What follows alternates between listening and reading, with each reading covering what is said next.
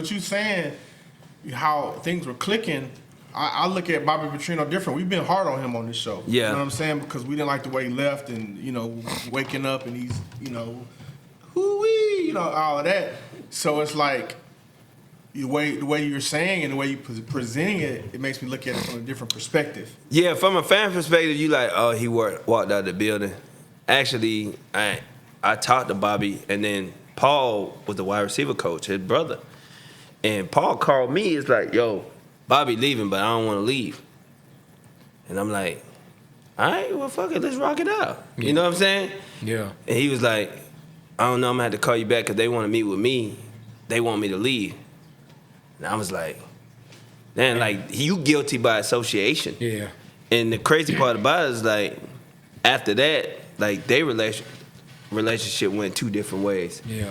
Like, Bobby and Paul went two different ways Wow. because of that incident. Is because Did he end up staying? Was he able to stay, or they went ahead and got rid of Paul? No, they got rid of Paul. Wow. So, like, he couldn't, like, that's why he separated himself from Bobby and then started doing his own coaching career and started doing his own thing, because at that point he was like, I didn't want to leave you. I wanted to go through the rest of the season and be with y'all, but it was like, your brother leave, you gotta leave too, which I ain't got nothing to do with him. Paul was like, man, I ain't got nothing to do with his decision, his decision.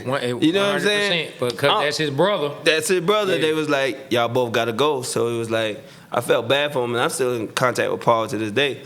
And like, they don't even coach or do nothing like that ever again. Like, they separated, and that was it. I've heard you speak on him before. Was he an integral part of you having that breakout? Yeah, he rejuvenated me. Like, he rejuvenated me. That's what I'm saying. Like, we were so hot during that summer. Like, even when they got there, I sat down with Bobby and Paul, and Bobby and Paul was like, yo, we used to watch you and use at UAB because Louisville was in our conference. And he was like, bro, we know you could play. He was like, we know you going to be the one. He was like, you going to be the one. We getting you the ball. And I was like, yeah. I was like, yeah. Let's go. Like, after the meeting, I was like, let's go. Like, we calling plays for you to get you the ball. And I was like, oh, this going to be good. Yeah. So it wasn't like that. Not to say like Jim Moore, because Jim Moore loved me and believed with me, took walks with me. We would talk all the time. It was like, me and Coach Knapp didn't get along. You know what I'm saying? And it was like, what I seen in myself, he ain't seeing me. Because it was like, I was young, and there was a bunch of older guys in the room, except for Jank. It was a bunch of older guys in the room. And they just conduct themselves a lot differently. They were all married. They all had families. They all had kids. You know what I'm saying? And I was just a young dude just hopping in. Yeah. Good time. Yeah. But I'm in that thing full of energy, like, let's go, like let's get it, or whatever the case may be.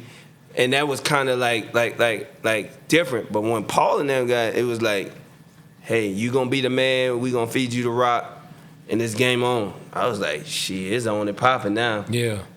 And it was like that through that whole off season. And that's why I thought we was gonna be so good. I was like, we gonna surprise a lot of people. We gonna get back to us winning 11, 12 games. And then when the Mike Vick situation happened, it just zapped us, man. Yeah. Just zapped us. Just kind of just took out. It took everything out of it. Situation, man. So. Well, let's fast forward it to when Matt Ryan, right? Go ahead. All right, Yeah. so Matt Ryan comes in. What was that like? I heard a funny story. We went to the Matt Ryan thing at the Roxy. Oh, okay. Where Harry interviewed him. Yeah. I heard a funny story about one of the first time we went in the huddle. Everybody was joking, and he said like Michael Turner farted in the huddle, and everybody was laughing. And then this is the center McClure telling us a story. Yeah, it's like Matt Ryan said, "Shut the fuck up," and I just came. Was he like that? Was Matt like really like a vocal leader like that? Taking over the huddle like that, or was that just like made up? Yeah, he was. I mean, he had to be. You know what I'm saying? Yeah. So it's like, when you come into a space, his rookie year was more of us just helping him along. Yeah. You know what I'm saying?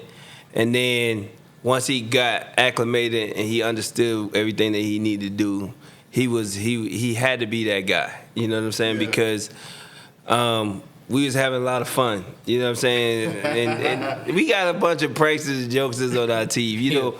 But when we doing football stuff, you know, most of the time you gotta be serious and stuff. And Michael Turner is a funny dude like that. You know, he do crazy stuff like that. You know what I'm saying? So you know, just attention to details. And Matt is attention to detail. I never see anybody work as hard as him. Wow. You know, and I know quarterback is a hard position to play in the NFL, but man, that dude would be in there from sun up to sundown every day. Well, it seemed like, you know, from there, your career, like 100 catch season, 1,000-yard season, it's like it seemed like that marriage was good. Oh yeah. I mean, it was. He put us in a situation that was clarity. It wasn't no like, well, who gonna be playing this week? Like who gonna be at quarterback this week? Yeah. So we knew who was gonna be on the center. You know what I'm saying? And we knew we were gonna get with him. You know what I'm saying? So each and every week, he was going to be well prepared. He was going to know what to do. And our game plan was based off of that, what he loved to do best, you know, each and every week. So we knew exactly what we was getting. And, you know, it was just a lot of one-on-ones, you know, and he would be, same thing with Mike, same thing with him. He'd be like, Rod, hey, just be ready. You know what I'm saying? So it was a lot more of that. And then I started to move around and just not play in one spot. Like when I was with Mike, it was kind of like I was on one side of the field. Really, it was my fault because I didn't understand the offense fully to be moved around.